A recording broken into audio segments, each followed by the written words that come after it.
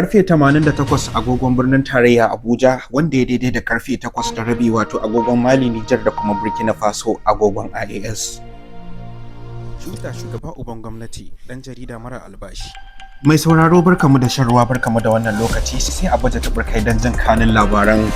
A jamhuriyar Nijar za ku ji cewa gwamnatin ta soke yi wa 'yan mata kayan sallah ba don kuma ba tsakaninsu da samari, domin wannan shiga hurumin iyaye ne. A ɗaya ɓangaren kuma za ku ji cewa baban wanka da kuma uwar wanka sun angwance sun kuma tare cikin gidansu na sanna. Muna fatan Allah ya kawo ƙazamtar ɗaki kafin shekara mai zagayowa.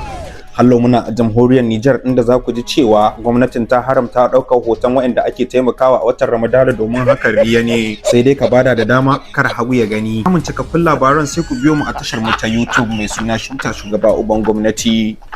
A kashe ni da like da kuma fartaje domin wannan shine albashi na.